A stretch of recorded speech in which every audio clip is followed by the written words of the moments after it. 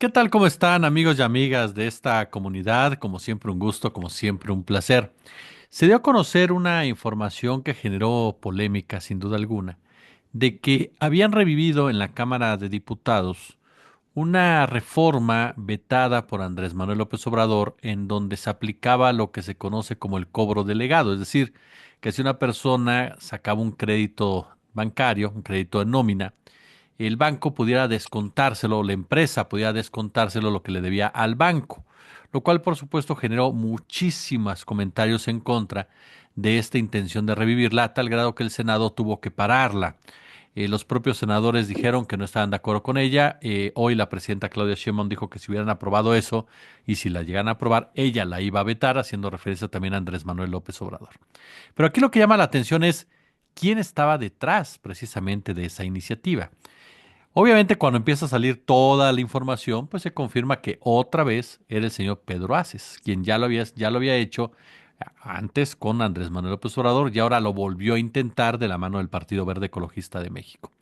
¿Quién es Pedro Aces? ¿Dónde se ubica Pedro Aces? ¿De qué tipo de liderazgo es Pedro Aces? Hay una columna muy buena en SDP Noticias titulada Parásitos y vividores del salario de los trabajadores, que es de Ricardo Landero, y con quien vamos a platicar precisamente sobre esta situación. Mi querido Ricardo, ¿cómo estás? Muy buenas tardes, gracias por acompañarnos.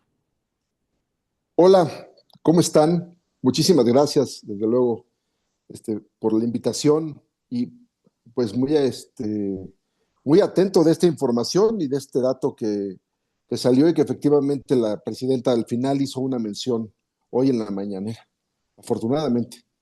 Así es, mi querido Ricardo. Oye, ¿qué valoración le das tú como experto a esta actitud de Pedro Aces, de estos líderes sindicales, quienes, como bien señalas en parte de tu excelsa columna, pues han vivido el salario de los trabajadores y ahí están metidos también en la política?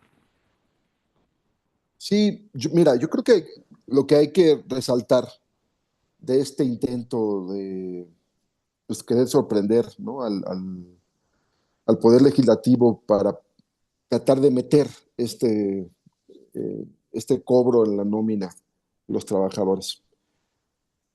Es lo siguiente, es decir, del salario de los trabajadores, lo que hay que entender es, el salario en México de por sí es un salario que está muy castigado. Ha sido, se ha señalado que realmente es una fábrica de pobreza el salario en México. Obviamente, el que se experimentó, el aumento que se experimentó en el sexenio pasado, pues ha tratado de equilibrar y la propuesta que ahora está de la presidenta para lograr 2,5 canastas básicas que pues generará un aumento de salario considerable. Pero hay que entender, 50% de los trabajadores en México, de todos los trabajadores, ganan salario mínimo hoy, sobre todo después de pandemia. Casi el 80% de los trabajos que se recuperaron, que se perdieron en pandemia, fueron de salario mínimo.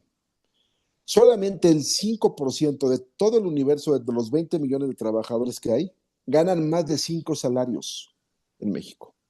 Entonces, a pesar de que tenemos ese nivel salarial, hemos tenido toda la vida una serie de, yo le llamo parásitos, de grupúsculos que están alrededor del salario del trabajador y se enriquecen, aún con esos salarios de miseria, se hacen millonarios, multimillonarios con esos salarios. ¿Quiénes son? Que es los que yo decía, hay que señalarlos, ¿no? Y los primeros son los que tú mencionas, Jesús. Es decir, los líderes sindicales que están pegados todavía. La verdad es que desafortunadamente la reforma laboral, por la forma en la que fue operada por el Centro Federal de Conciliación, permitió que siguieran viviendo todavía los contratos de protección y los sindicatos charros de todos estos. El que tú mencionas, Pedro, hace la CROC, la CROM, la COSEM, todos estos bola de nomenclaturas que conocemos, que son, ¿cuál es la característica de ellos? ¿No? Y tú preguntabas, ¿quién es Pedro Aces? Pues te voy a decir quién es Pedro Aces. Pedro Aces era la mano derecha de la güera Rodríguez Alcaine en el sindicato electricista, para que te des una idea. Entonces él era de esa mano derecha y después ahora, yo no sé, eso sí es algo incomprensible, que el Morena o la 4T pretenda establecerlo como el brazo o como el operador sindical del movimiento de la Cuatro Transformación, me parece ridículo, ¿no? Me parece que es totalmente absurdo cuando lo que se busca realmente es que los trabajadores tengan su propia representación. Entonces, ¿qué hacen los líderes sindicales en México? Todos estos que andan en camionetas de lujo, viven en mansiones, andan con relojes, con mujeres, son puros vividores que lo que hacen es chupar del trabajador siempre un porcentaje que le quitan de cuotas sindicales. Ni lo representan ni nada, pero sobre todo de vender su vida, porque lo que hacen los líderes sindicales es agarrar y decir, bueno, para no darles aumento al trabajador, pues yo te cobro a ti empresa millones de pesos y ellos siguen aquí guardados con prestaciones de ley y con salarios de miseria. Y no te hacen huelga, no te hacen nada porque yo los controlo de alguna manera. Esos son los primeros parásitos que han vivido toda la vida de los trabajadores.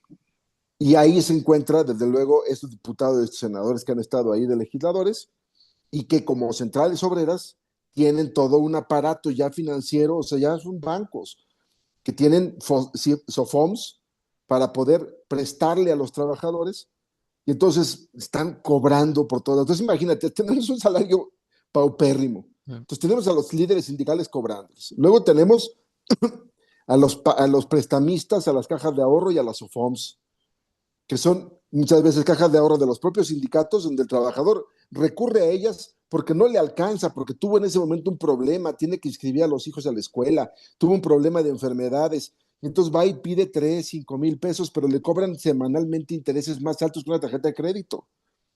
Y están pagando, ¿no? Los bancos igual, tú llegas, como ya todos nos pagan vía nómina por el pago ante Hacienda con el CFDI, lo primero que te dicen los bancos es cambia tu nómina conmigo y lo primero que te va a aparecer cuando te vayas al cajero es solicita tu crédito. 3, 5 mil pesitos, sí, pero estás. Entonces, al salario del trabajador están los buitres quitándole cuotas, quitándole intereses de los pagos, de los créditos y de lo que le están prestando al trabajador. Luego están los servicios.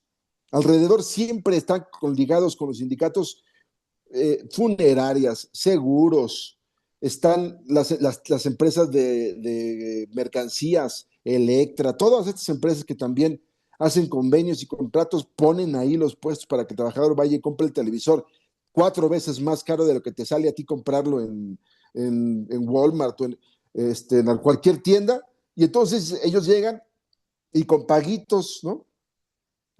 50 paguitos, pero cuando lo sumas te salió 3 veces más cara. Pero el trabajador no tiene para desembolsar 10,000 pesos para una televisión. Y ahí está, chupando de todos. Todos estos están chupando. Y todavía encima de esos también, pero se hacen millonarios. O sea, los líderes de veras cobrando. Tú imagínate cuánto cobra un líder sindical que tiene 50 sindicatos Uf, y que por cada sindicato, 50 sindicatos, porque eso es lo que permite la ley, eso es lo que todavía hoy permite el Centro Federal. Ahí está el líder sindical. Entonces, que es que controla 50 sindicatos, esos son los sindicatos famosos llamados sindicatos de industria. Entonces, esos son los que hay que eliminar. El que es un líder sindical, que supuestamente es el líder sindical de la industria del agua, de la industria de la construcción, de la industria de los alimentos, de la industria de lo que tú quieras. Entonces, soy líder del comercio y por lo tanto agrupo a 500 empresas o comercios y a todos les cobro. Pues cóbrales por patrón 2,500 pesos a 500 comercios, súmale, se mete 1 millón de pesos al mes. Nada más es pura extorsión. Y los patrones, la verdad es que son también quienes los alimentan y los mantienen y les dan vida, porque no son los trabajadores. Entonces, parásitos alrededor del pobre obrero, que de por sí tiene un salario paupérrimo, tiene todos esos parásitos alrededor. Las tiendas, entonces, todos los que les venden. Y encima de eso también están los coyotes y los abogados que les cobran por todo, que cuando le llevan los juicios les cobran 35% por quitarles de lo que les corresponde, cuando los van a indemnizar, están ahí, mira, hay abogados que son famosos por justamente tener gente afuera de los tribunales, afuera de las juntas de conciliación, cooptando trabajadores, llevando negocios, su negocio, fíjate, su abogado, el negocio de sus abogados es llevar demandas y negociarlas y cobrar el 30%. Pero tú imagínate que negocias, ¿qué te gusta?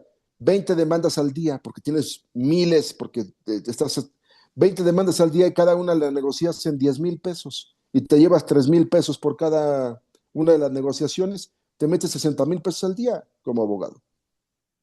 Tranzas, son puras tranzas, no lo defienden, no nada, van por el cobro del pobre trabajador.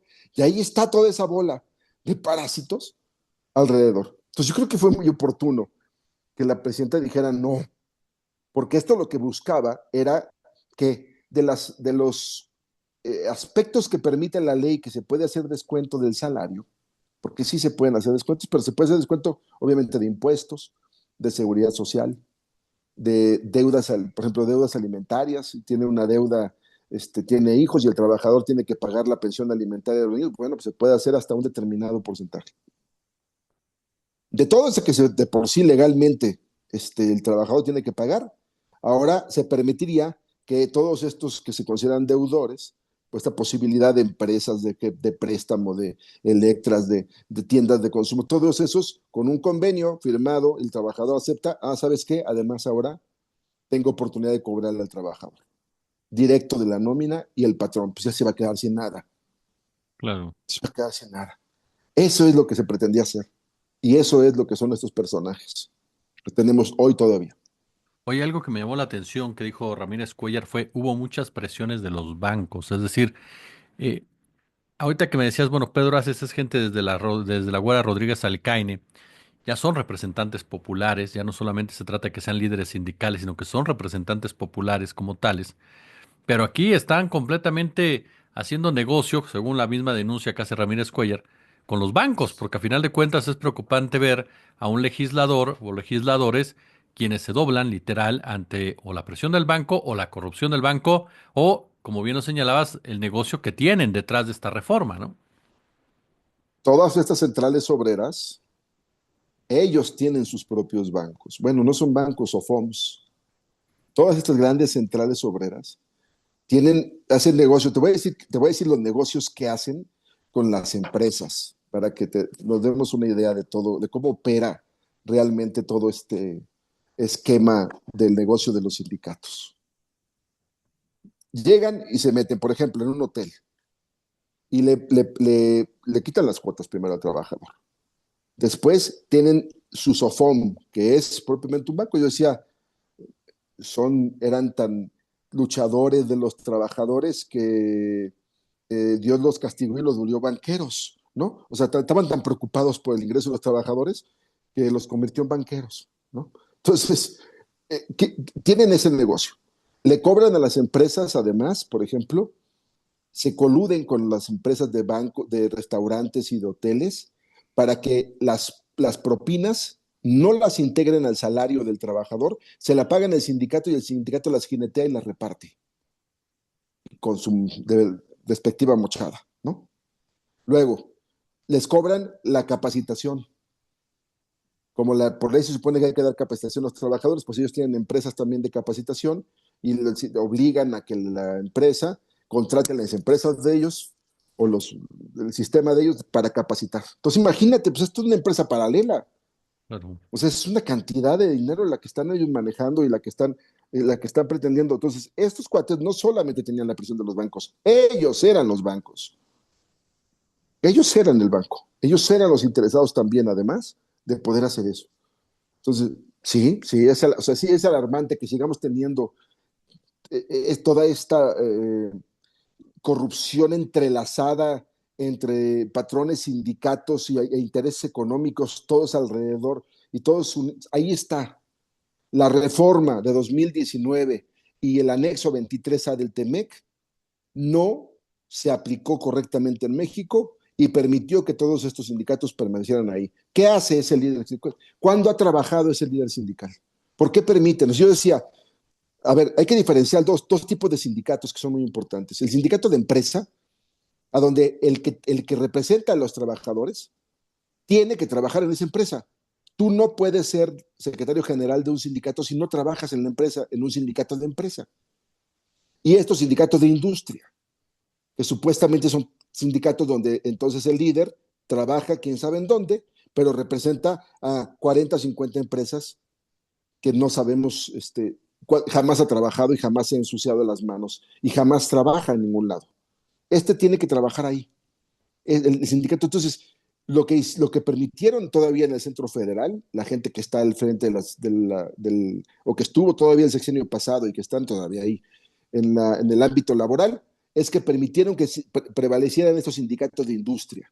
Los fortalecieron, les siguieron dando vida, en lugar de que fortaleciéramos los sindicatos de empresa, a donde el trabajador tiene que laborar ahí. Entonces, te pongo ejemplo de sindicatos de empresa. Pues está, por ejemplo, Audi, Volkswagen, son sindicatos donde son sindicatos de la empresa y el líder sindical tiene que trabajar ahí, por ejemplo. No hay de otro lado.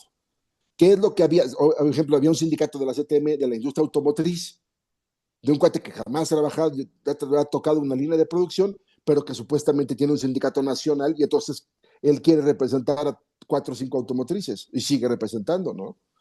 Entonces, esta simulación es la que nos había invitado el anexo 23A que se firmó con Donald Trump.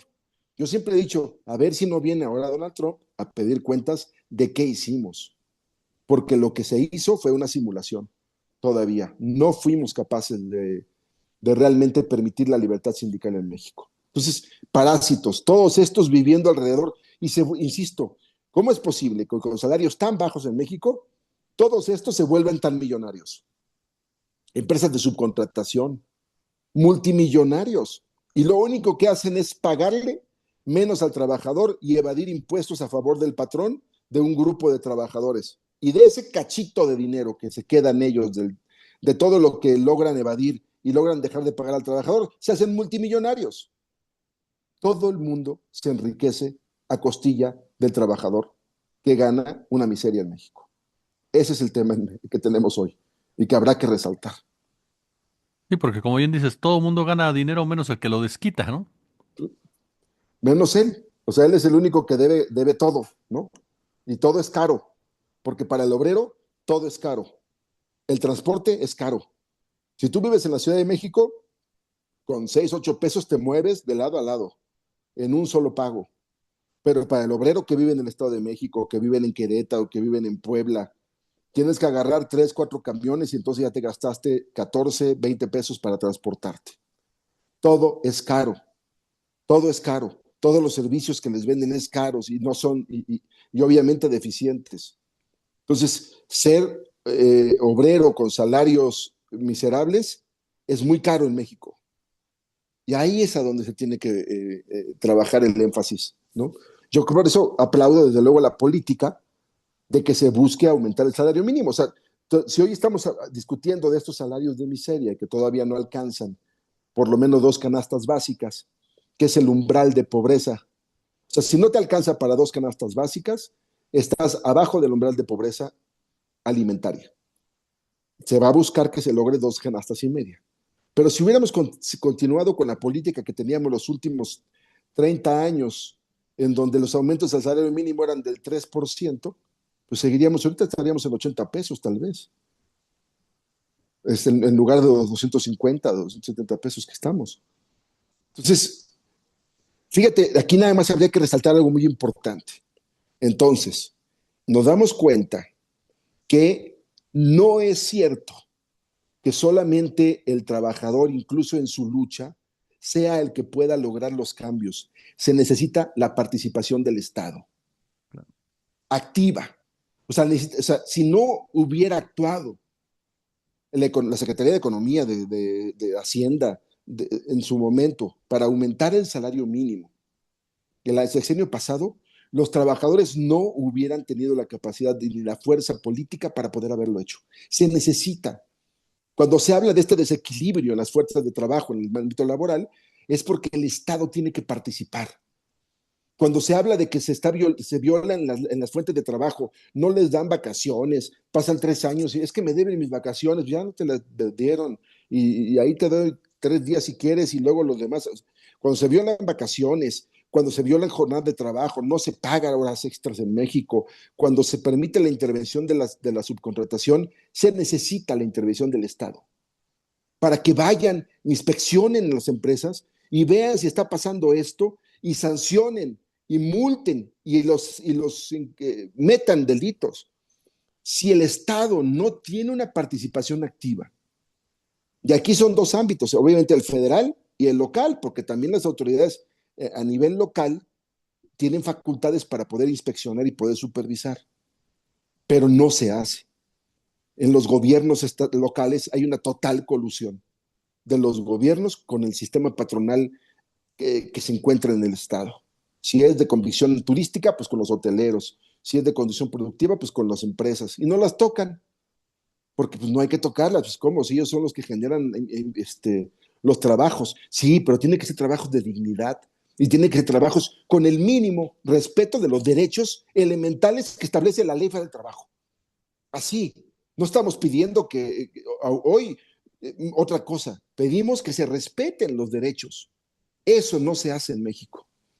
Y no hay una participación activa y fuerte del Estado, ¿no? Entonces, es con la intervención y con la participación activa, inspecciones de trabajo, estar encima sobre el cumplimiento de las normas laborales. Claro. Mi querido Esa sería Ricardo, la, ¿verdad? Mi querido Ricardo Orlandero, de verdad, siempre es un placer escucharte y aprender de ti. Yo te agradezco estos minutos para nuestra comunidad, querido. Muchísimas gracias a ti también.